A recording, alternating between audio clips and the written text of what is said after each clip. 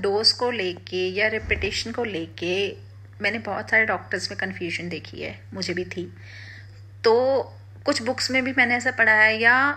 कई बहुत सारे सीनियर्स जो हैं उनके मुँह से भी सुना है कि इस तरह की डिज़ीज़ हो या इस तरीके का पैटर्न हो या ये एक पर्टिकुलर फॉर्म ऑफ डिज़ीज़ हो तो उसमें इतना रिपीटेशन होना चाहिए, या उसमें इन केसेस में सिंगल डोज होनी चाहिए, इन केसेस में रिपीटेशन होनी चाहिए, इन केसेस में इतनी ही डोज देनी चाहिए, इससे ज़्यादा नहीं होना चाहिए। तो अकॉर्डिंग टू मी जितना मैंने अपनी प्रैक्टिस में देखा है कि डोजेस जो है या रिपीटेशन जो है वो केस टू केस वेरी करता है, क्योंकि हम इंडिविजुअलाइजेशन की बात करते हैं तो वो इंडिविजुअल टू इंडिविजुअल वेरी करता है rather than you can say कि टाइप ऑफ डिजीज या फिर टाइप ऑफ मायाज्म या फिर किसी और कारण को हम बेस बनाएं अपने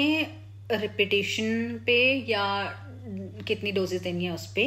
अब जैसे मेरे पास आज के ही दिन आज में ही 2 मैंने पेशेंट देखे जिन दोनों पेशेंट्स को ही टाइफाइड था। अब जो दोनों पेशेंट है उसमें मैं तो मेडिसिन तो चलो मेरा अलग हो गई, ठीक है, लेकिन उन दोनों में डोजेस भी सेम नहीं हो सकती हैं, क्योंकि एक मेरा पेशेंट था जो अर्ली फेज ऑफ टाइफाइड में था, उसके भी काफ़ी चेंजेस आ चुके थे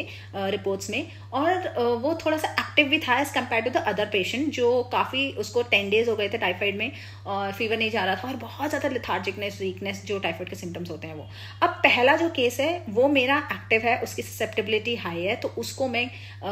फ्रीक्वेंट रिपीटेशन कर सकती हूँ, उसको मैं हाई डोजेस भी दे सकती हूँ। लेकिन जो दूसरा पेशेंट है वो मेरा फीबल पेशेंट है, उसमें लेथार्जिकनेस है, वीकनेस है, तो उसको मैं कम डोजेस दूंगी, कम रिपीटेशन दूंगी और उसके जो पोटेंसी है वो भी मैं कम रखूंगी। तो ये कोई रूल नहीं है, do not stick to this rule कि इस डिजीज में या इस टाइप के मायाज्म में या इन कंडीशंस में हमें ज़्यादा रिपीटेशन करना चाहिए और इन कंडीशंस में हमें कम रिपीटेशन करना चाहिए। इसमें हमें हायर डोसेस देनी चाहिए, हायर पोटेंसीज देनी चाहिए, इसमें हमें लोअर पोटेंसीज देनी चाहिए।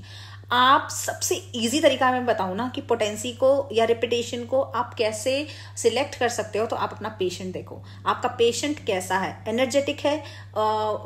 थोड़ा सा वर्सेटाइल है, वाइवेशियस है, मतलब एक्टिविटी कर रहा है, थोड़ा उसमें लग रहा है कि आपको ससेप्टेबिलिटी उसकी हाई है, तो आप फ्रीक्वेंट रिपीटेशन कर सकते हो। और थोड़ा सा आप उसके जो डिजीज़ है उसको देखो, उसकी जो पैथोलॉजी है उसको देखो। सेकंड, अगर आपका पेशेंट फीबल है, लेथार्जिक है और स्टूपर वाली कंडीशन में है तो उसको आप कम रिपीटेशन करो, लोअर डोजेस दो, लोअर पोटेंसीज दो और फिर उसको वेट एंड वॉच करो। This is my